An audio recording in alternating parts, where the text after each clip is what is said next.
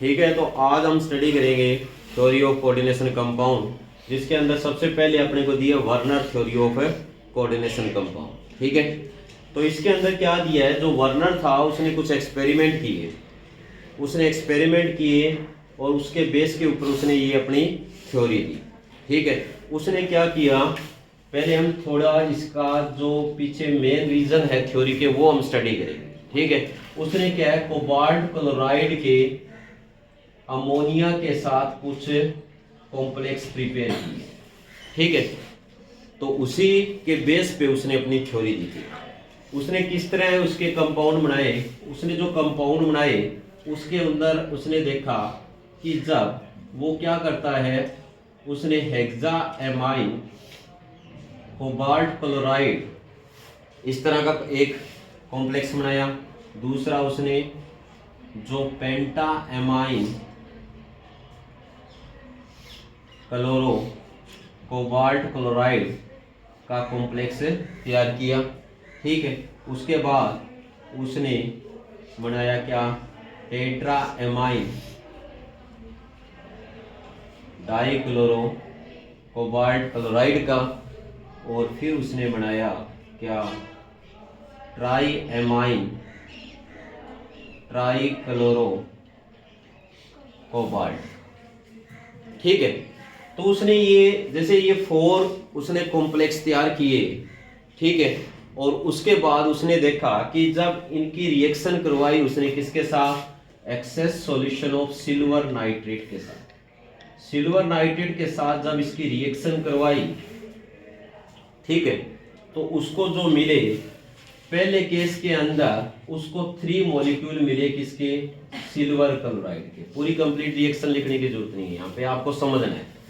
Second के अंदर उसने देखा वही सिल्वर नाइट्रेट ऐड किया तो उसको क्या मिले, 2 मोल क्या मिला, सिल्वर क्लोराइड मिला। ठीक है, थर्ड की जब करवाई तो उस केस के अंदर उसको एक सिंगल मोल सिल्वर क्लोराइड मिला। ठीक है, और इस केस के अंदर उसने देखा तो वहां पे उसको कुछ नहीं मिला। मतलब फर्स्ट केस में 3 मोल, तो मतलब 3 मोल सिल्वर नाइट्रेट ने, सेकंड में 2 में, और थर्ड के अंदर ओनली 1 मोल जो सिल्वर नाइट्रेट है वो रिएक्ट कर रहा है। तो इसके बेस के ऊपर उसने थ्योरी दी कि जो कोई भी जो कोऑर्डिनेशन कॉम्प्लेक्स होता है, ठीक है, तो उसके अंदर जो सेंट्रल मेटल आयन होगा या सेंट्रल मेटल एटम जो होगा वो क्या है, 2 टाइप्स की वैलेंसी रखता है। ठीक है, यहाँ पे उसने देखा कि जो काउंटर आयन थे या जो एनायनिक लीजेंड जो काउंटर आयन की तरह बिहेव कर रहे थे वो क्या है, रिप्लेस हो रहे हैं। यानी जो आयनाइजेबल जो पार्ट है वो क्या हो रहा है, रिप्लेस हो रहा है।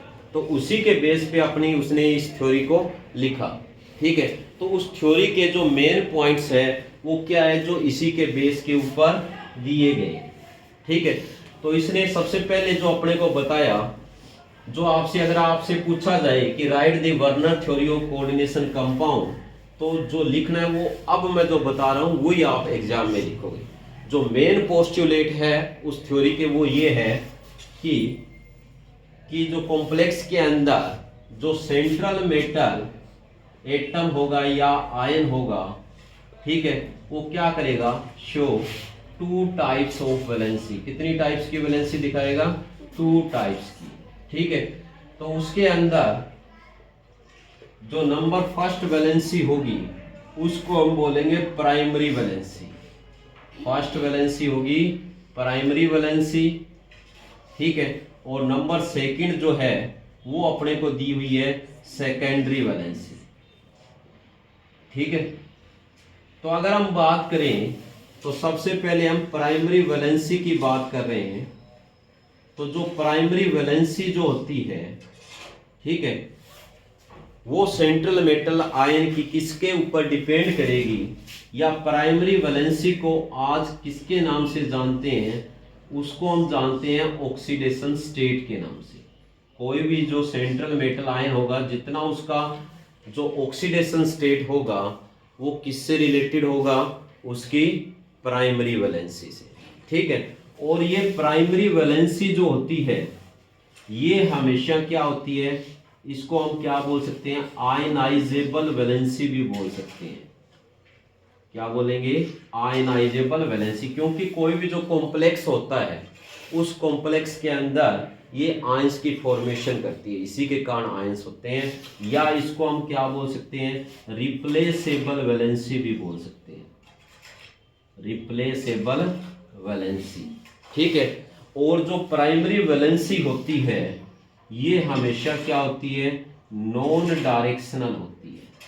क्या होती है, नॉन डायरेक्शनल होती है।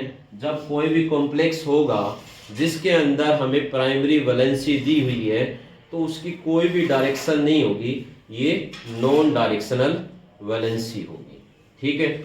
और ये हमेशा किससे सेटिस्फाई होगी, तो लास्ट पॉइंट है इसका, ये satisfied by an anionic ligand, anionic ligand. ठीक है। तो ये जो बातें हैं ना ये आपको डिफरेंस करने में हेल्प करेगी प्राइमरी वैलेंसी और सेकेंडरी वैलेंसी को। तो अब आप देखें कौन सी वैलेंसी दी है, नेक्स्ट सेकेंडरी वैलेंसी। ठीक है। तो सेकेंडरी वैलेंसी के अंदर देखो क्या दिया हुआ है। सेकेंडरी वैलेंसी कौन सी होती है, जो कोई भी आपको कोऑर्डिनेशन कंपाउंड दिया है उसके अंदर जितने number of legend central metal ion से अटैच होते हैं या जितने कोऑर्डिनेट बॉन्ड बनाते हैं वो किसको रिप्रेजेंट करते हैं, सेकेंडरी वैलेंसी को। कहने का मतलब है जो सेकेंडरी वैलेंसी है उसको प्रेजेंट टाइम में कोऑर्डिनेशन नंबर के नाम से जाना जाता है। ठीक है। कोऑर्डिनेशन नंबर जो होगा वो उसकी होगी सेकेंडरी वैलेंसी। ठीक है। और ये क्या होती है, ये एक नॉन आयनाइजेबल वैलेंसी होती है, non ionisable valency. Third point में आप लिख सकते हो कि ये क्या होगी, नॉन रिप्लेसेबल वैलेंसी होती है, नॉन रिप्लेसेबल वैलेंसी भी इसको बोलेंगे। ठीक है। इसके अलावा अगर आप देखते हो कोई भी कोऑर्डिनेशन पॉलीहेड्रा जो होगा उसका जो ज्योमेट्री होगी वो किससे रिलेटेड होगी, जो सेकेंडरी वैलेंसी से होगी। और ये जो सेकेंडरी वैलेंसी है कोई भी कोऑर्डिनेशन कंपाउंड की एक स्पेसिफिक ज्योमेट्री के लिए रिस्पॉन्सिबल होती है। तो हम कहेंगे कि जो लीजेंड होते हैं वो कोऑर्डिनेशन पॉलीहेड्रा के अंदर एक स्पेसिफिक डायरेक्शन के अंदर अरेंज होके उस कोऑर्डिनेशन पॉलीहेड्रा को एक स्पेसिफिक ज्योमेट्री प्रोवाइड करते हैं। तो इसका मतलब ये क्या होती है, ये डायरेक्शनल होती है। क्या होती है, डायरेक्शनल इन नेचर, क्योंकि इसी के कारण क्या होगी, उसकी ज्योमेट्री होगी। ठीक है। और लास्ट पॉइंट जो अपने को दिया है वो है कि it is satisfied, it is satisfied by neutral और न्यूट्रल एंड एनायनिक लीजेंट। ये न्यूट्रल और एनायनिक लीजेंट दोनों से ही क्या होती है, सेटिस्फाई होती है। ठीक है। तो ये थे इसके मेन पोस्टुलेट।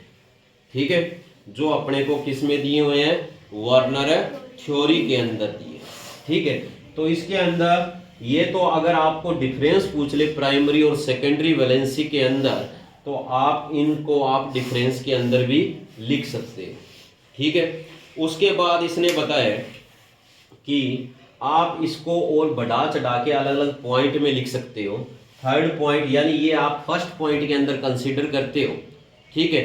तो उसी के अंदर हमने इनका डिफरेंस लिख दिया। वैसे अगर आप इसमें सेकंड पॉइंट देखोगे तो आप इसमें लिखोगे कि जो एवरी सेंट्रल मेटल या एवरी मेटल जो भी आपको कॉम्प्लेक्स में दिया है उसके पास क्या होती है, एक टेंडेंसी होती है जो क्या कर सकता है, प्राइमरी और सेकेंडरी वैलेंसी दोनों को सेटिस्फाई कर सकता है।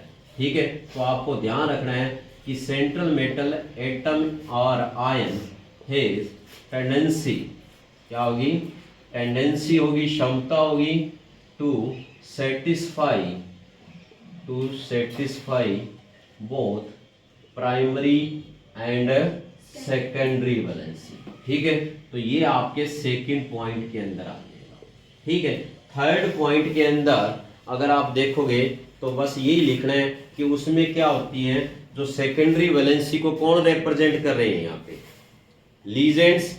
ठीक है, तो जो लीजेंड है सेकेंडरी वैलेंसी को सेटिस्फाई कर रहे हैं, तो बस वही बात आपने लिखनी है कि सेकेंडरी वैलेंसी जो होती है is directed in a specific direction.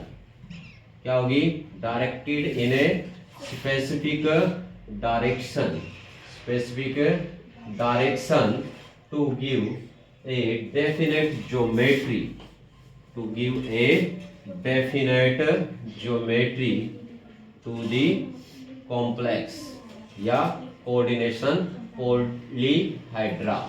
ठीक है, तो सेकेंडरी वैलेंसी के ऊपर ही क्या है, कोई जो कोऑर्डिनेशन पॉलीहेड्रा है, कोई भी कोऑर्डिनेशन जो कंपाउंड अपने को दिया है उसकी ज्योमेट्री डिपेंड करती है। ठीक है, अब जो हमने ये थ्योरी पढ़ी है इसी को ही प्रूव करने के लिए हम क्या है, कुछ एक एग्जांपल लेंगे, क्योंकि एग्जाम में क्वेश्चन आया है कि draw the structure of following on the basis of Werner theory. ठीक है, तो सबसे पहले हम एग्जांपल लेते हैं स्ट्रक्चर, क्योंकि स्ट्रक्चर एग्जाम में 100% आते हैं। ठीक है, वर्नर थ्योरी के बेस पे आपसे पूछ लिया जाए कि हेक्साएमाइन जो कोबाल्ट क्लोराइड का स्ट्रक्चर आपने ड्रॉ करना है, तो कोबाल्ट क्या है, यहाँ पे हमें पता है सेंट्रल मेटल एटम है और इसका कोऑर्डिनेशन नंबर दिया है कितना, 6 दिया है। तो ये 6 लीजेंड जो होंगे उसी के कारण इसको क्या मिलेगी, ऑक्टाहेड्रल ज्योमेट्री। तो इन लीजेंड्स को हम क्या है, इसके चारों ओर ऑक्टाहेड्रल मैनर के अंदर अरेंज कर देंगे। ठीक है, तो ये 6 अमोनिया मॉलिक्यूल जो अपने को दिए हैं ये यहाँ पे अरेंज हो गए। तो आपको जो स्ट्रक्चर ड्रॉ करोगे तो उसमें ये शो करोगे कि जो डार्क लाइन है ये किसको रिप्रेजेंट कर रही है, सेकेंडरी वैलेंसी को। ठीक है, और जो डॉटेड लाइन आप यूज करोगे वो किसको रिप्रेजेंट करेगी, प्राइमरी वैलेंसी को। तो इसके कोऑर्डिनेशन नंबर कंप्लीट हो चुके हैं। ठीक है, तो यहाँ पे क्या है, अब प्राइमरी वैलेंसी बचती है। तो प्राइमरी वैलेंसी को आप अपनी मर्जी से किसी तरह अरेंज कर सकते हो, क्योंकि इसकी कोई डायरेक्शन नहीं होती। ठीक है, तो ये 3 क्लोराइड और आयन जो आपको दिए हैं, आप इसको मर्जी चाहो वैसे लिख सकते हो।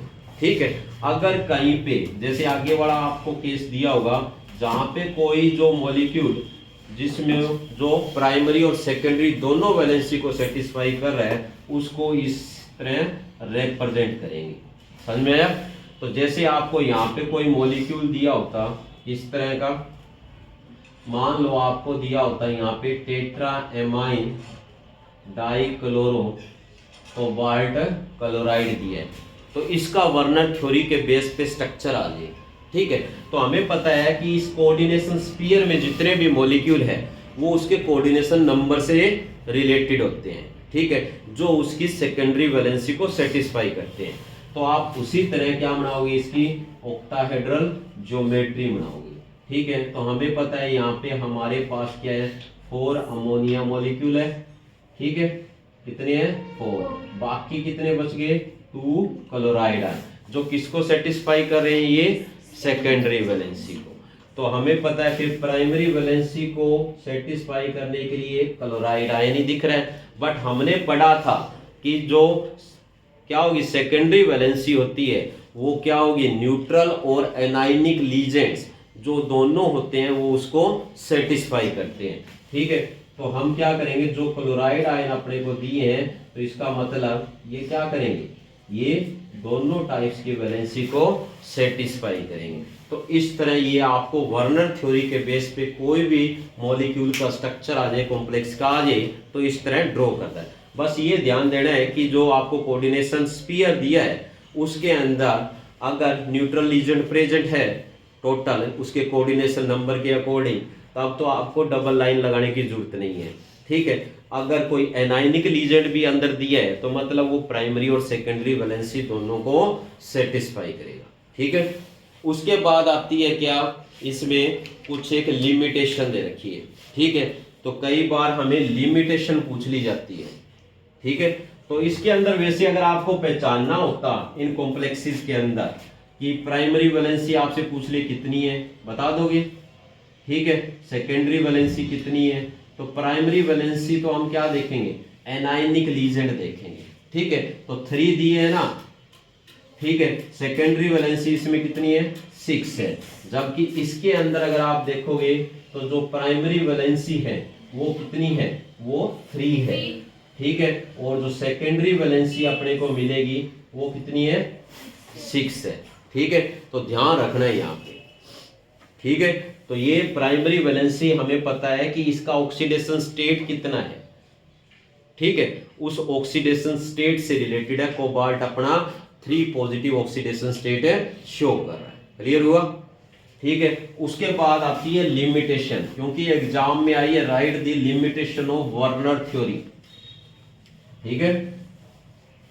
क्या कह रही है ये, लिमिटेशन।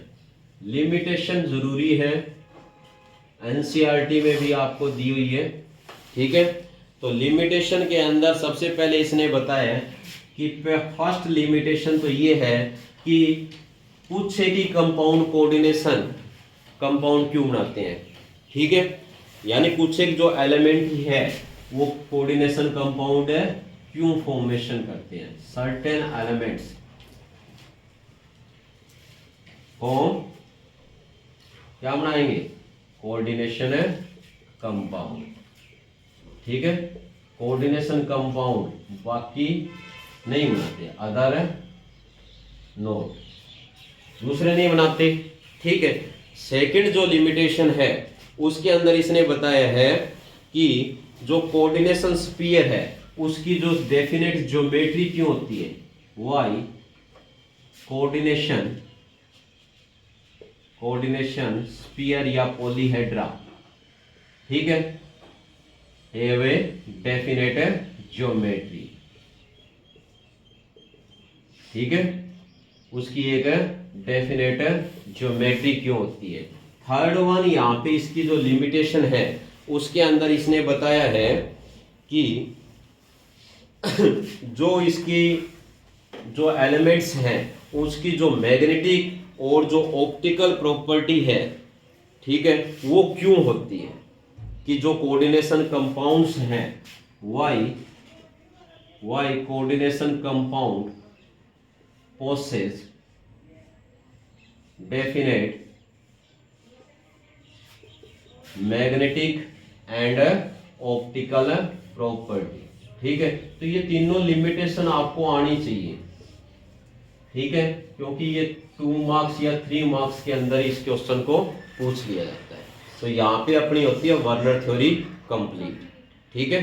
उसके बाद जो नेक्स्ट हम पढ़ेंगे वो हम पढ़ेंगे वैलेंस बॉन्ड थ्योरी, ठीक है। तो ये क्लियर हो गया। उसके बाद देखो अब नेक्स्ट जो अपने को थ्योरी दी है वो है वैलेंस बॉन्ड थ्योरी। तो वैलेंस बॉन्ड थ्योरी के अंदर क्या दिया है,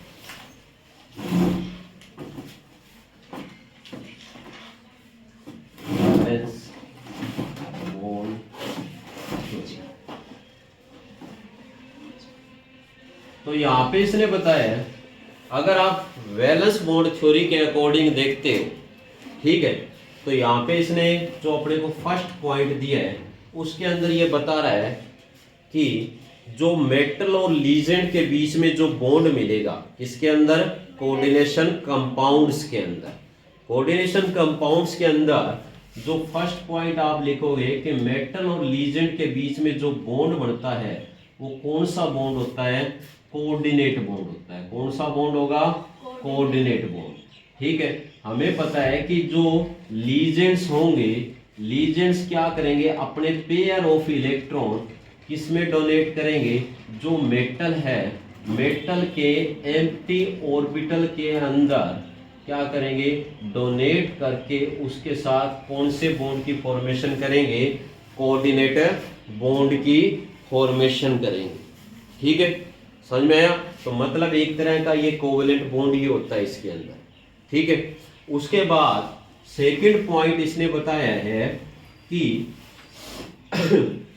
जो लीजेंड्स क्या करते हैं, मेटल के एम्प्टी ऑर्बिटल में इलेक्ट्रॉन डोनेट करते हैं, उससे पहले क्या करता है जो मेटल एटम है, ठीक है, जितने नंबर ऑफ लीजेंड उससे अटैच होते हैं उसके अकॉर्डिंग क्या करेंगे, उतने एम्प्टी ऑर्बिटल अवेलेबल करवाएंगे और वो जितने भी जो ऑर्बिटल होंगे वो इक्वल एनर्जी के होंगे। इसका मतलब जितने भी जो एम्प्टी ऑर्बिटल अपने को मिलेंगे उन एम्प्टी ऑर्बिटल का बॉन्ड फॉर्मेशन से पहले क्या हो जाएगा, हाइब्रिडाइजेशन हो जाएगा।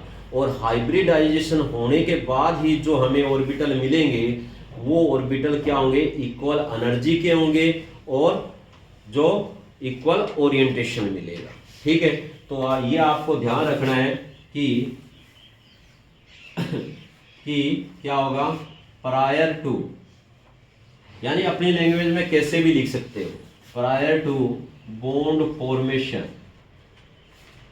बॉन्ड फॉर्मेशन से पहले जो क्या होगा, सेंट्रल मेटल एटम है वो क्या करवाएगा, प्रोवाइड, क्या प्रोवाइड करवाएगा कि number of empty orbital, number of empty orbital किसके इक्वल, इक्वल टू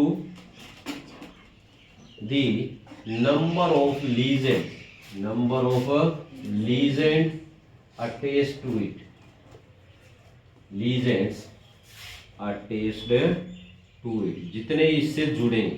ठीक है, या आप कह सकते हो नंबर ऑफ लीजेंड, या आप कह सकते हो equal to their coordination number.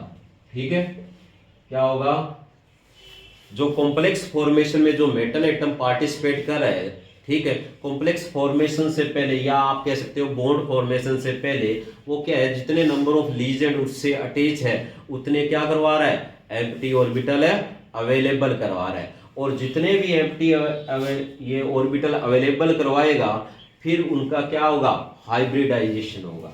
ठीक है, इसका मतलब उसके बाद क्या होगा, then after it undergo hybridisation, क्या करेगा, हाइब्रिडाइजेशन करेगा। ठीक है, और क्या करेगा फिर, to provide hybrid orbital, hybrid orbital equal in energy. ठीक है, ये सिंपल फॉर्म के अंदर ये आपको मैं थ्योरी समझा रहा हूं यहाँ पे जो लिख रहा हूं। ठीक है, ताकि आपके क्लियर हो जाए साथ के साथ, क्योंकि कॉम्प्लेक्स फॉर्मेशन ऐसे तो होगी नहीं, क्योंकि जितने भी लीजेंड जुड़े होते हैं वो एक स्पेसिफिक डायरेक्शन में जुड़े होंगे और क्या प्रोवाइड करेंगे, डेफिनेट ज्योमेट्री प्रोवाइड करेंगे। और डेफिनेट ज्योमेट्री हमें तभी मिलेगी जब जितने भी जो लीजेंड्स हैं वो सेम टाइप्स के बॉन्ड की फॉर्मेशन करेंगे। ठीक है, क्लियर हुआ इतना। कई बार ये क्या होता है, कई बार हाइब्रिडाइजेशन से पहले जो एम्प्टी ऑर्बिटल होते हैं, ठीक है, या जिनमें क्या होते हैं, अनपेयर्ड इलेक्ट्रॉन प्रेजेंट होते हैं, कोई भी जो मेटल एटम होता है, ठीक है, वो जो इलेक्ट्रॉन अनपेयर्ड होते हैं वो क्या हो जाते हैं, पेयर्ड हो जाते हैं।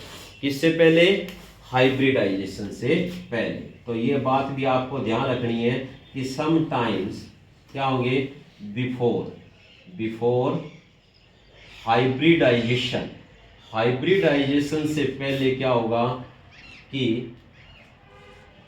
Unpaired electrons are pair to provide, इसलिए एम्प्टी ऑर्बिटल, ताकि एम्प्टी ऑर्बिटल अवेलेबल हो सके। ठीक है, इसलिए क्या करेंगे, हाइब्रिडाइजेशन से पहले कुछ एक ऑर्बिटल्स के अंदर जो अनपेयर्ड इलेक्ट्रॉन्स प्रेजेंट होंगे वो अनपेयर्ड इलेक्ट्रॉन्स क्या कर लेंगे, पेयरिंग कर लेंगे, ताकि उनके कोऑर्डिनेशन नंबर के इक्वल क्या है, एम्प्टी ऑर्बिटल को अवेलेबल करवाया जा सके। ठीक है, फिर आगे इसने बताया कि जितने भी जो हाइब्रिड ऑर्बिटल बनेंगे मेटल के अंदर, हाइब्रिडाइजेशन के बाद क्या मिलेंगे अपने को, जितने भी हाइब्रिड ऑर्बिटल मिलेंगे वो क्या करेंगे, लीजेंड के साथ क्या कर लेंगे, ओवरलैपिंग कर लेंगे, और उससे क्या मिलेगा आपको, मेटल लीजेंड बॉन्ड की फॉर्मेशन होगी। ठीक है, तो ये ध्यान रखना है कि लीजेंड्स क्या करेंगे, ligands are undergo overlapping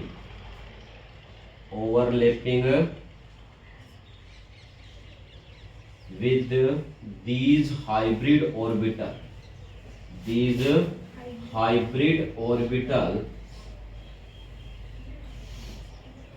to form metal legend bond, या आप यहाँ पे ये भी कह सकते हो जो लीजेंड्स होंगे वो अपने पेयर ऑफ इलेक्ट्रॉन कहाँ पे डोनेट करेंगे, इन हाइब्रिड ऑर्बिटल्स के अंदर जो अपने पेयर ऑफ इलेक्ट्रॉन्स हैं उनको डोनेट करके क्या बनाएंगे, मेटल लीजेंड बॉन्ड की फॉर्मेशन करेंगे। ठीक है, तो जितने भी जो हाइब्रिड ऑर्बिटल है वो हमें पता है एक स्पेसिफिक डायरेक्शन के अंदर अरेंज होते हैं, तो उससे जो आपको कॉम्प्लेक्स मिलेगा उसकी क्या होगी, एक डेफिनेट ज्योमेट्री होगी। तो हाइब्रिडाइजेशन के अकॉर्डिंग आपको ध्यान रखना है, अगर sp3 हाइब्रिडाइजेशन है तो आपको क्या मिलेंगे, टेट्राहेड्रल ज्योमेट्री मिलेगी। अगर dsp2 हाइब्रिडाइजेशन है तो वहां पे मिलेगा स्क्वायर प्लेनर कॉम्प्लेक्स। ठीक है, और अगर आपको दिया है sp3d2 या d2sp3 तो उस केस में आपको मिलेंगे ऑक्टाहेड्रल कॉम्प्लेक्स। ठीक है, ऑक्टाहेड्रल कॉम्प्लेक्स। अगर आपको क्या दिया है sp3d हाइब्रिडाइजेशन या dsp3 दिया है, ठीक है, तो आपको मिलेगी ट्रायगोनल बाइपिरामिडल ज्योमेट्री। ठीक है, तो ये थी वैलेंस बॉन्ड थ्योरी। ठीक है, तो वैलेंस बॉन्ड थ्योरी के अंदर जो हमने पढ़ा वो ये पढ़ा कि जो मेटल और लीजेंड के बीच में जो बॉन्ड मिलेगा वो क्या होता है, एक कोऑर्डिनेट बॉन्ड होता है। ठीक है, जिसके अंदर लीजेंड क्या करता है, अपने पेयर ऑफ इलेक्ट्रॉन मेटल के एम्प्टी ऑर्बिटल के अंदर डोनेट करके क्या बनाएगा, मेटल लीजेंड बॉन्ड की फॉर्मेशन करता है। तो यहाँ पे इसने ये भी बताया है कि कॉम्प्लेक्स फॉर्मेशन के दौरान जो मेटल एटम होता है वो जितने उसके अंदर लीजेंड अटैच होते हैं या जितना उसका कोऑर्डिनेशन नंबर होगा उसके इक्वल क्या करवाएगा, एम्प्टी ऑर्बिटल अवेलेबल करवाएगा। कई बार क्या होता है, एम्प्टी ऑर्बिटल अवेलेबल करवाने के लिए उसके अंदर जो कुछ अनपेयर्ड इलेक्ट्रॉन प्रेजेंट होते हैं मेटल एटम के अंदर, उन अनपेयर्ड इलेक्ट्रॉन्स की पेयरिंग होती है। ठीक है, और उसके बाद होता है हाइब्रिडाइजेशन, और हाइब्रिडाइजेशन होने के बाद हमें क्या मिलेंगे, इक्वल एनर्जी और इक्वल ओरिएंटेशन के हाइब्रिड ऑर्बिटल मिलेंगे। ठीक है, और ये हाइब्रिड ऑर्बिटल जो होते हैं एक स्पेसिफिक डायरेक्शन के अंदर अरेंज होते हैं, जिससे जो लीजेंड है वो उनके साथ ओवरलैपिंग करके क्या बनाएंगे, कोई भी जो कॉम्प्लेक्स की फॉर्मेशन करेंगे, और वो जो कॉम्प्लेक्स होगा उसकी एक डेफिनेट ज्योमेट्री मिलेगी। ठीक है, तो ये जो ज्योमेट्री है उनके हाइब्रिडाइजेशन के अकॉर्डिंग हमें दी हुई है। ठीक है, अब बात ये आती है कि हाइब्रिडाइजेशन के बेस पे, या आप कह सकते हो कि मेटल के कौन से ऑर्बिटल जो क्या कर रहे हैं, लीजेंड के साथ ओवरलैपिंग कर रहे हैं, उसके बेस पे जो हमें जो कॉम्प्लेक्स दे रखे हैं वो 2 टाइप्स के दे रखे हैं। ठीक है, तो उन कॉम्प्लेक्सेस को हम देखते हैं, कितने टाइप के कॉम्प्लेक्स मिलेंगे हमें। वैलेंस बॉन्ड थ्योरी के अकॉर्डिंग हमें 2 टाइप्स के कॉम्प्लेक्स मिलेंगे, और उन्हीं 2 टाइप्स के कॉम्प्लेक्स को हम यहाँ पे डिटेल से स्टडी करेंगे। ठीक है, तो यहाँ पे जो वैलेंस बॉन्ड थ्योरी है उसके अकॉर्डिंग हमें कितने टाइप के, 2 टाइप के कॉम्प्लेक्स। एक तो होंगे इनर ऑर्बिटल कॉम्प्लेक्स, एक को हम बोलेंगे इनर ऑर्बिटल कॉम्प्लेक्स बोलेंगे। ठीक है, और दूसरे को हम बोलेंगे आउटर ऑर्बिटल कॉम्प्लेक्स। ठीक है, inner orbital complex and outer orbital complex, ये दोनों अपने को दिए हुए हैं। ठीक है, जो इनर ऑर्बिटल कॉम्प्लेक्स है, ठीक है, इनको वैसे बोला जाता है हाइपर लाइगेटेड कॉम्प्लेक्स भी बोला जाता है। ठीक है, क्या बोलते हैं इनको, हाइपर लाइगेटेड, क्योंकि एग्जामिनर पता नहीं किस टाइप से पूछ ले, हाइपर लाइगेटेड कॉम्प्लेक्स, या इनको हम बोल सकते हैं लो स्पिन कॉम्प्लेक्स। क्या बोलेंगे, लो स्पिन कॉम्प्लेक्स भी बोलेंगे। इनको फिर क्या बोलेंगे, हाइपोलाइगेटेड कॉम्प्लेक्स। ठीक है, या इनको हम बोल सकते हैं हाई स्पिन कॉम्प्लेक्स। ठीक है, तो दोनों तरह से आपको इनका पता होना चाहिए। ठीक है, तो सबसे पहले हम बात करते हैं किसकी, इनर ऑर्बिटल कॉम्प्लेक्स की, इनर ऑर्बिटल कॉम्प्लेक्स। ठीक है, तो इनर ऑर्बिटल कॉम्प्लेक्स वो कॉम्प्लेक्सेस होंगे जिन कॉम्प्लेक्सेस के अंदर कोई भी जो मेटल एटम है उसका n-1 d ऑर्बिटल जो है वो कॉम्प्लेक्स फॉर्मेशन में पार्टिसिपेट कर रहा है। ठीक है, समझ में आया? तो n-1 d ऑर्बिटल क्या करेगा, पार्टिसिपेट करेगा। ठीक है, इसमें कॉम्प्लेक्स फॉर्मेशन के अंदर। जैसे हम यहाँ पे एग्जांपल लेके चलते हैं। ठीक है, इसका जैसे ये अपने को दे रखा है क्या, हेक्सा एमाइन कोबाल्ट का कॉम्प्लेक्स दे रखा है।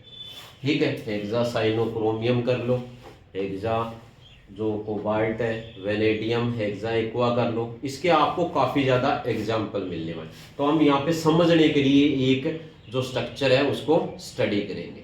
ठीक है, तो इसके अंदर देखो जो कोबाल्ट है उसका ऑक्सीडेशन स्टेट अपने को 3 पॉजिटिव दिया है, मतलब इसने 3 इलेक्ट्रॉन्स का लॉस कर रखा है। ठीक है, तो इसके अंदर अगर आप देखोगे तो कोबाल्ट का एटॉमिक नंबर कितना होता है, कितना होता है भाई, 27 होता है। ठीक है, कितना होता है, 27। तो हमें पता है अगर आप इसका ग्राउंड स्टेट इलेक्ट्रॉनिक कॉन्फ़िगरेशन लिखोगे, ठीक है, तो कोबाल्ट का जो हमें मिलेगा, पहले हम आर्गन लिखेंगे। ठीक है, हमारे पास 3 इलेक्ट्रॉन्स कम पड़ गए ना, इसने 3 इलेक्ट्रॉन का लॉस कर दिया, तो पीछे 24 रह गए। तो आर्गन और मतलब 8 + 18 + 6 हो गए 24। ठीक है, तो ग्राउंड स्टेट में आप क्या लिखोगे, आपके पास जो ऑर्बिटल है वो कौन से हैं, 3d है। पहले क्या आएगा, 3d, 3d के बाद कौन सा आता है, 4s आता है। ठीक है, 4s के बाद 4p ऑर्बिटल मिलेगा। ठीक है, और 4p के बाद हमें मिलेगा 4d ऑर्बिटल। ठीक है, ये अपने को दे रखा है।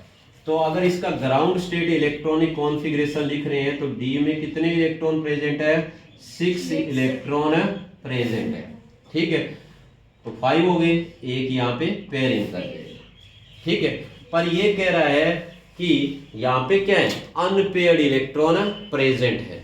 ठीक है, और हम देख रहे हैं यहाँ पे कोऑर्डिनेशन नंबर कितना है, 6 है। तो 6 कोऑर्डिनेशन नंबर जो होता है उसके अकॉर्डिंग हाइब्रिडाइजेशन या तो हमारे पास होना चाहिए sp3d2 या d2sp3। ठीक है, तो यहाँ पे इसने बताया है कि ये अनपेयर्ड इलेक्ट्रॉन्स की क्या हो जाएगी, एक्साइटेड स्टेट में पेयरिंग हो जाएगी। ठीक है, तो ये 2 अनपेयर्ड इलेक्ट्रॉन क्या कर लेंगे, पेयरिंग कर लेंगे। ठीक है, तो इनकी जब पेयरिंग होगी तो हमें यहाँ पे कितने ऑर्बिटल चाहिए, हमें 2 चाहिए डी के। ठीक है, तो ये तो ऑलरेडी पेयर है। ठीक है, इसके और इन दोनों की आप क्या करवा दो, पेयरिंग करवा दो। वैसे स्टेप बाय स्टेप करवाया जाता है, समझ में आया कि आप पहले एक की पेयरिंग करवाओगे, ये फर्स्ट एक्साइटेड स्टेट है, उसके बाद सेकंड एक्साइटेड स्टेट के अंदर दोनों की पेयरिंग होनी चाहिए, नहीं तो आपका क्वेश्चन गलत होने के चांसेस रहते हैं। हमें कोई मिस्टेक नहीं करनी। अब इसकी भी क्या करवा दो, पेयरिंग करवा दो। ठीक है, तो हमें पता है कि अब हमें अंदर का एक डी ऑर्बिटल मिल रहा है ना, जो अंदर का जो डी ऑर्बिटल है मतलब n-1 डी ऑर्बिटल है। n सेल तो 4th सेल है, बट उससे अंदर का 3rd सेल जो मिल रहा है वो क्या कर रहा है, हाइब्रिडाइजेशन में पार्टिसिपेट करेगा। कितने, जितने लीजेंड 6 अटैच है तो यहाँ से 6 ऑर्बिटल काउंट करो और उनका हाइब्रिडाइजेशन करवा दो। तो हमें पता है डी के 2 है, एक एस का है और 3 क्या है, पी के हैं। तो ये हाइब्रिडाइजेशन मिलेगा हमें d2sp3 मिलेगा। तो इसमें इनर डी ऑर्बिटल पार्टिसिपेट कर रहा है, तो ये हमें मिल गए क्या, इनर ऑर्बिटल कॉम्प्लेक्स। अब इसमें क्या होगा, ये जो हाइब्रिड ऑर्बिटल है, इन हाइब्रिड ऑर्बिटल के अंदर जो ये 6 अमोनिया मॉलिक्यूल है जो अपने को दिए हुए हैं, जो लीजेंड्स के रूप में दिए हैं। ठीक है, ये 6 के 6 अमोनिया मॉलिक्यूल क्या करेंगे, अपने जो लोन पेयर है वो क्या करेंगे, डोनेट करेंगे और उनके साथ क्या बना लेंगे, कोऑर्डिनेट बॉन्ड, और इससे कॉम्प्लेक्स की फॉर्मेशन होगी। तो आप देख रहे हो कि इसमें आपको क्या मिलेगा, ऑक्टाहेड्रल कॉम्प्लेक्स मिल रहा है। ठीक है, एक बात और हम यहीं पे कर लेते हैं कि अगर आपने यहाँ पे देखा है तो जो ये कॉम्प्लेक्स आपको मिला है उस कॉम्प्लेक्स के अंदर अगर आप देख रहे हो कोई भी अनपेयर्ड इलेक्ट्रॉन प्रेजेंट नहीं है, सारे के सारे इलेक्ट्रॉन्स की क्या हो चुकी है, पेयरिंग हो चुकी है। तो जो ये आपको कॉम्प्लेक्स मिलेगा ये क्या होगा, डायामैग्नेटिक होगा। क्या, डायामैग्नेटिक इन नेचर। ठीक है, ज्योमेट्री आपको पता ही है क्या है, ऑक्टाहेड्रल, क्योंकि ये बातें पूछी जाती है। ठीक है, तो ये हो गया इनर ऑर्बिटल कॉम्प्लेक्स। ठीक है, इसके बाद हम एग्जांपल देखते हैं किसका, जो अपने को नेक्स्ट दिया है, कौन सा, आउटर ऑर्बिटल कॉम्प्लेक्स। ठीक है, तो आउटर ऑर्बिटल कॉम्प्लेक्स में क्या होगा वो देखते हैं। ठीक है, तो आउटर ऑर्बिटल कॉम्प्लेक्स उन कॉम्प्लेक्सेस को बोलेंगे जिसमें क्या होगा, जो आउटर ऑर्बिटल है मतलब nd ऑर्बिटल है वो क्या कर रहा है, बॉन्ड फॉर्मेशन के अंदर है, पार्टिसिपेट कर रहा है। समझ में आया। ठीक है, मतलब nd ऑर्बिटल बॉन्ड फॉर्मेशन में पार्टिसिपेट करेगा तो वो देगा अपने को क्या, आउटर ऑर्बिटल कॉम्प्लेक्स। जैसे मैंने यहाँ पे हेक्साक्लोरो जो कोबाल्ट ले लिया, हेक्साक्लोरो कोबाल्टेट बोल सकते हैं ना इसको, ये हमने लिया तो हमें पता है कि सेम यही जो कोबाल्ट है इसका ऑक्सीडेशन स्टेट कितना है, 3 पॉजिटिव मिल रहा है ना, क्योंकि 6 नेगेटिव के हैं तो 3 नेगेटिव कॉम्प्लेक्स पे आ रहा है, तो इसका मतलब 3 पॉजिटिव किसका होगा, मेटल का होगा। तो सेम वही कंडीशन यहाँ पे क्रिएट हो चुकी है। ठीक है, तो यहाँ पे इसने बताया है कि अगर आप देखोगे तो ये वाली कंडीशन नहीं होगी यहाँ पे। क्यों नहीं होगी, क्योंकि ये कह रहा है कि जैसे हम बात यहाँ पे मैंने क्लोरीन ली है तो क्लोरीन क्या है, ये एक वीक फील्ड लीजेंड है। ठीक है, वैसे आपको जनरल नॉलेज के लिए ये बात ध्यान रखनी है, जब कोई भी जो मेटल एटम है जो आपके सिलेबस में दिए, ठीक है, उसके अकॉर्डिंग बता रहा हूं। ठीक है, जब मेटल एटम किससे जुड़ा होता है, वीक फील्ड लीजेंड से जुड़ा होगा, इससे वीक फील्ड लीजेंड से जुड़ा होगा तो इलेक्ट्रॉन्स की पेयरिंग नहीं होगी। ठीक है, तो जैसे अपने को यहाँ पे इसने जो दिया है वो जितने भी हैलोजन है, चाहे आपको आयोडीन दी है, चाहे ब्रोमीन दी है, चाहे क्लोरीन दी है और चाहे फ्लोरीन दी है, जब इनसे कोई मेटल एटम जुड़ा होता है तो वहां पे जो पेयरिंग है वो नहीं होगी। ठीक है, तो ये आपने ध्यान रखना है। इसने अपने को कोई बेसिक कंसेप्ट नहीं दिया हुआ, वो आप आगे स्पेक्ट्रोकेमिकल सीरीज के अंदर देखोगे। ठीक है, यहाँ पे अपने को कोई ऑर्डर नहीं दिया, तो यहाँ पे क्लोरीन जुड़ा है ना, तो मतलब यहाँ पे पेयरिंग नहीं होगी। जब पेयरिंग ही नहीं होगी तो यहाँ डी ऑर्बिटल अवेलेबल नहीं होंगे। ठीक है, ये एम्प्टी ऑर्बिटल ही अवेलेबल नहीं होंगे तो इसका मतलब ये हाइब्रिडाइजेशन में पार्टिसिपेट नहीं करेंगे। तो हमें तो जितने लीजेंड मिले हैं उन लीजेंड के अकॉर्डिंग एम्प्टी ऑर्बिटल चाहिए, तो हम क्या करेंगे, जो एम्प्टी ऑर्बिटल है उनका यूज करेंगे। जैसे अपने को पहले s मिला, फिर 3p मिले, फिर आगे जितने d चाहिए उनकी क्या करवा देंगे, हाइब्रिडाइजेशन करवा देंगे। तो हमें यहाँ से टोटल काउंट करनी है, टोटल 6 ऑर्बिटल जो क्या करेंगे, हाइब्रिडाइजेशन में पार्टिसिपेट करेंगे। समझ में आया। ठीक है, तो 1s है, 3p है और 2d है, तो इसका जो हाइब्रिडाइजेशन होगा वो क्या होगा, sp3d2 होगा। क्लियर हुआ। तो इसका मतलब यहाँ पे बार वाला d ऑर्बिटल हाइब्रिडाइजेशन में पार्टिसिपेट कर रहा है तो हमें मिलेंगे आउटर ऑर्बिटल कॉम्प्लेक्स। ठीक है, तो इसके अंदर अगर आप देखोगे तो सेम वही है कि यहाँ पे अब क्या होंगे, 6 जो क्लोराइड आयन है सेम उसी तरह वो क्या करेंगे, इन्हीं हाइब्रिड ऑर्बिटल के अंदर क्या करेंगे, अपने जो पेयर ऑफ इलेक्ट्रॉन्स हैं उनको डोनेट करके क्या बनाएंगे, कोऑर्डिनेट बॉन्ड बनाएंगे। ठीक है, तो इस तरह क्या इनका कॉम्प्लेक्स बनेगा।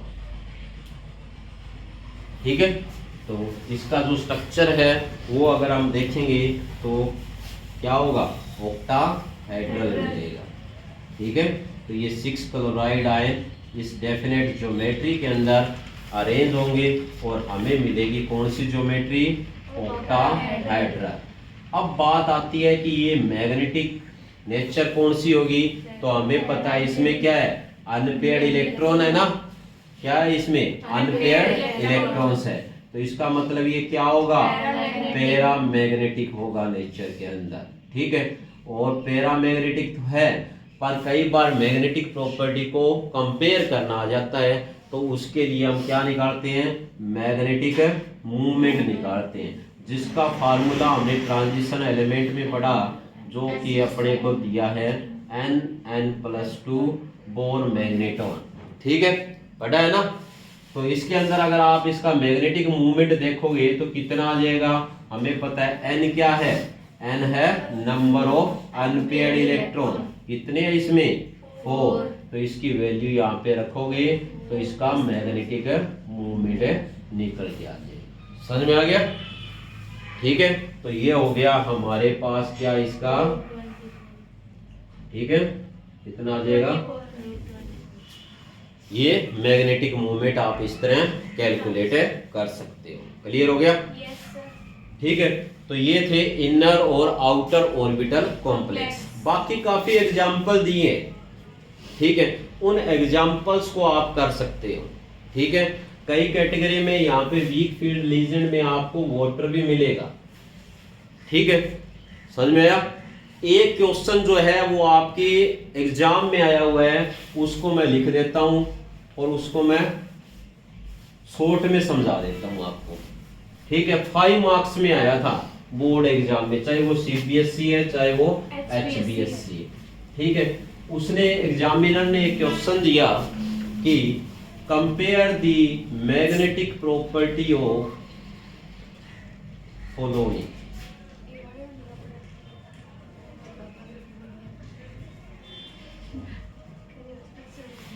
ठीक है, ये क्वेश्चन 5 मार्क्स में आया हुआ है।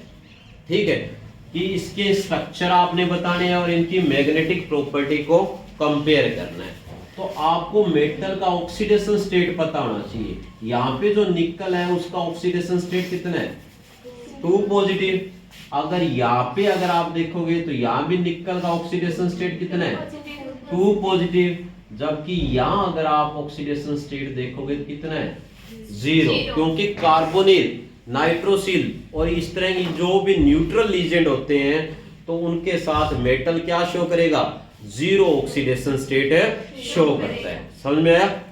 ठीक है, तो इनके अगर आप देखें तो निकल का आपको एटॉमिक नंबर पता होना चाहिए। ठीक है, तो निकल का एटॉमिक नंबर कितना होता है भाई, 28 होता है।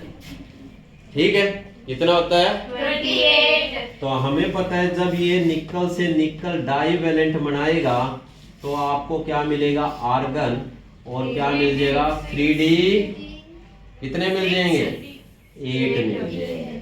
ठीक है, 3D 8 मिलेंगे। ठीक है, तो अब अगर आप निकल को देखो इन सभी के लिए, ठीक है, तो इनका हाइब्रिडाइजेशन हम निकालेंगे अभी यहाँ पे। ठीक है, तो हमें दिया ये पहले 3D, ये 3D ऑर्बिटल है, ये 4s है और ये 4p है। बस p तक ही जाना है, d तक जाने की जरूरत नहीं है क्योंकि 4 कोऑर्डिनेशन नंबर अपने को दिया हुआ है। ठीक है, तो इसमें आप देखोगे तो इसका जो ग्राउंड स्टेट है उस ग्राउंड स्टेट में d ऑर्बिटल के अंदर कितने इलेक्ट्रॉन है, 8 इलेक्ट्रॉन प्रेजेंट है। ठीक है, तो इसमें क्या है, 2 अनपेयर्ड इलेक्ट्रॉन प्रेजेंट है। तो यहाँ पे अगर आप किसकी बात कर रहे हो, निकल टेट्रा क्लोराइड की बात कर रहे हो। ठीक है, तो उस केस में हमें पता है क्लोरीन अगर जुड़ा है तो वीक फील्ड लीजेंड है, पैरिंग नहीं होगी। तो एक S और 3 P वो हाइब्रिडाइजेशन में पार्टिसिपेट करेंगे तो हमें मिलेगा sp3 हाइब्रिडाइजेशन, और उसके अकॉर्डिंग जो ज्योमेट्री मिलेगी वो मिलेगी टेट्राहेड्रल। ठीक है, और अगर आप देखोगे तो ये क्या होगा, पैरामैग्नेटिक होगा। ठीक है, पैरामैग्नेटिक भी होगा और अगर आप इसका मैग्नेटिक मूवमेंट निकालोगे तो हमें पता है n की वैल्यू जो अपने को दी है वो कितनी है, 2 है। तो हम इस फार्मूले का यूज करेंगे, ठीक है, n प्लस 2, तो ये √8 आ जाएगा, ठीक है। तो ज्योमेट्री और मैग्नेटिक मूवमेंट ये दोनों आपको पता होना चाहिए। ये तो था किसके केस में, निकल टेट्राक्लोराइड के केस में। अगर हम बात करते किसके केस में, निकल टेट्रासाइनाइड के केस में बात करते, तो हमें पता है कि D की तो ग्राउंड स्टेट में यही कंडीशन है, जिसमें क्या है 3D8 जो अपने को दिया हुआ है, ठीक है, और 4s के अंदर कोई भी इलेक्ट्रॉन नहीं है, और उसके बाद अपने को दिया है 4p, ठीक है। तो इसमें अगर आप देखोगे तो साइनाइड एक स्ट्रॉन्ग फील्ड लीजेंड में डाला गया है, ठीक है। इससे पहले क्या हो जाएगी, पेयरिंग हो जाएगी, ठीक है। तो इलेक्ट्रॉन्स की क्या करवानी है हमें, पेयरिंग। जो अनपेयर्ड इलेक्ट्रॉन्स है इन दोनों की क्या हो जाएगी, पेयरिंग, और एक एम्प्टी ऑर्बिटल अपने को हो जाएगा अवेलेबल। तो हमें टोटल कितने चाहिए, 4 चाहिए। तो 4 के अकॉर्डिंग इसका हाइब्रिडाइजेशन आएगा DsP2, ठीक है। तो DsP2 से ज्योमेट्री मिलेगी क्या, स्केयर प्लेनर मिलेगी, ठीक है, स्केयर प्लेनर। तो हमें जो मिलेगा वो मिलेगा इस तरह, ठीक है, निकल टेट्रासाइनाइड, ठीक है। तो ये आप ज्योमेट्री बनाओगे। और दूसरा ये क्या होगा, डायामैग्नेटिक होगा नेचर, क्या होगा, डायामैग्नेटिक। अब बात करते हैं निकल टेट्राकार्बोनिल में निकल का 0 ऑक्सीडेशन स्टेट है, तो हमें पता है इसका इलेक्ट्रॉनिक कॉन्फ़िगरेशन जो अपने को मिलेगा वो ये मिलेगा, ठीक है। तो हमें पता है कि जब बॉन्डिंग होगी या कॉम्प्लेक्स बनेगा उससे पहले क्या हो जाएगी, यहाँ पे पेयरिंग हो जाएगी, ठीक है। तो ये हमने ऑर्बिटल लिए, ठीक है। तो इसमें हमें पता है पहले ही 8 इलेक्ट्रॉन प्रेजेंट है, ठीक है, और 2 यहाँ पे प्रेजेंट है। ये तो है ground state, but excited state के अंदर क्या हो जाएगी, यहाँ पे सभी जो D के दिए हैं उनकी क्या हो जाएगी, पेयरिंग हो जाएगी, ठीक है। तो D ऑर्बिटल के अंदर कोई भी एम्प्टी ऑर्बिटल नहीं बचेगा, तो उस केस में हाइब्रिडाइजेशन जो मिलेगा वो मिलेगा sp3। तो निकल टेट्राकार्बोनिल जो है वो क्या है, इसी टेट्राहेड्रल ज्योमेट्री के साथ होगा, ठीक है। तो ये आ जाएगी टेट्राहेड्रल ज्योमेट्री, ठीक है। और ये क्या होगा, डायामैग्नेटिक होगा, डायामैग्नेटिक इन नेचर, ठीक है। तो इस तरह ये 5 मार्क्स का क्वेश्चन आया था। इसमें हमें इस केस में अगर आपको देखोगे तो आउटर ऑर्बिटल कॉम्प्लेक्स मिल रहा है, इसमें इनर ऑर्बिटल कॉम्प्लेक्स, और इसमें फिर आउटर ऑर्बिटल कॉम्प्लेक्स मिल रहे हैं, ठीक है। बाकी आपको बुक में कई एग्जाम्पल दिए, आप प्रैक्टिस करके देखना, ठीक है। इसमें कुछ ही नहीं हुआ। इसमें क्या है, जो साइनाइड है वो क्या एक स्ट्रॉन्ग फील्ड लीजेंड है। जो स्ट्रॉन्ग लीजेंड होते हैं ना वो क्या करवाते हैं, जो अनपेयर्ड इलेक्ट्रॉन्स है उसकी क्या कराएंगे, हाइब्रिडाइजेशन से पहले पेयरिंग करवा देंगे। तो हमें क्या मिलेगा, इस तरह इनर ऑर्बिटल कॉम्प्लेक्स मिलेगा, क्योंकि अंदर का D ऑर्बिटल खाली हो गया तो वो हाइब्रिडाइजेशन में पार्टिसिपेट करेगा, ठीक है। तो इसके बाद जो अपने को जो दे रखी है वो दे रखी है इसकी लिमिटेशन, ठीक है। तो लिमिटेशन में आप यहीं पे देख सकते हो, लिमिटेशन में फर्स्ट लिमिटेशन तो यहीं से क्रिएट हो रही है कि आप देख रहे हो कि अपने कोऑर्डिनेशन नंबर 4 के अंदर ये जो निकल है, मतलब मेटल क्या है, यहीं पे +2 ऑक्सीडेशन स्टेट में है और यहाँ भी +2 ऑक्सीडेशन स्टेट में, सेम ऑक्सीडेशन स्टेट होते हुए भी ये क्या है, डिफरेंट ज्योमेट्री और डिफरेंट मैग्नेटिक प्रॉपर्टी शो कर रहा है, जिससे यहाँ पे हमें सही तरह से मतलब गाइडलाइंस नहीं मिल रही, ठीक है, मिसलीड कर रहा है एक तरह से, ठीक है। फिर आगे इसने ये नहीं बताया कि ये जो है सेम ही ऑक्सीडेशन स्टेट के अंदर एक साइड तो लो स्पिन स्टेट बना रहा है ना, जिसमें हमें इनर ऑर्बिटल कॉम्प्लेक्स मिल रहे हैं, और दूसरे में क्या बना रहा है, हाई स्पिन स्टेट बना रहा है। ठीक है, तो दो लिमिटेशन तो सीधी मिल गई कि एक तो ज्योमेट्री की हो गई और दूसरी जो अपने को दी है वो लो स्पिन स्टेट और जो हाई स्पिन स्टेट की बातें आ गई। दो लिमिटेशन तो आपको एग्जांपल से ही क्लियर हो गई। ठीक है, थर्ड लिमिटेशन के अंदर इसने बताया है कि इसने ये नहीं बताया कि जो कंपाउंड है, ठीक है, थर्ड लिमिटेशन क्या कहती है कि जो कंपाउंड है वो कलर क्यों शो करते हैं। कलर के बारे में इसने कोई भी इंफॉर्मेशन अपने को नहीं दी। ठीक है, फिर इसने कोई भी अपने को थर्मोडायनामिक या काइनेटिक स्टेबिलिटी के बारे में कुछ भी नहीं बताया।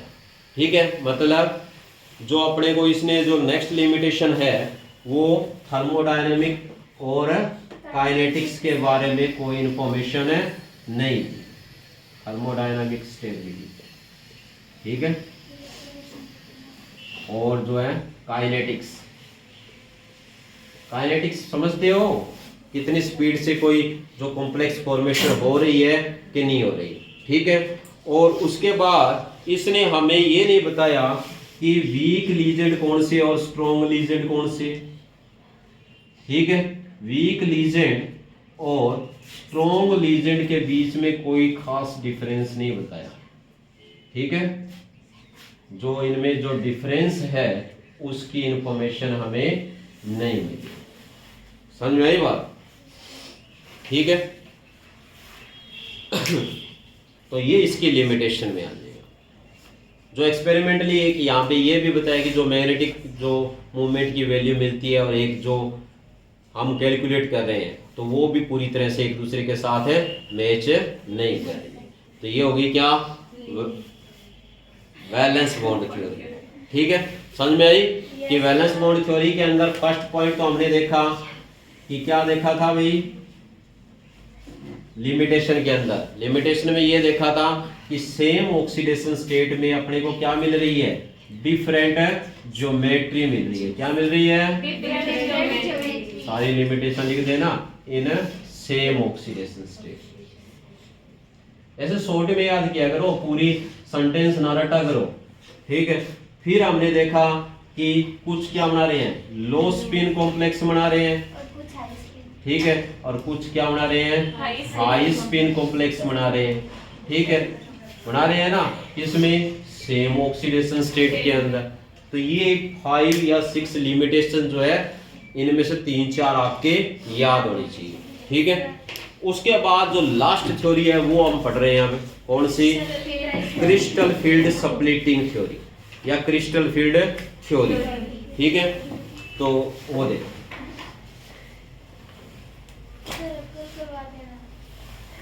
करवा दो सर।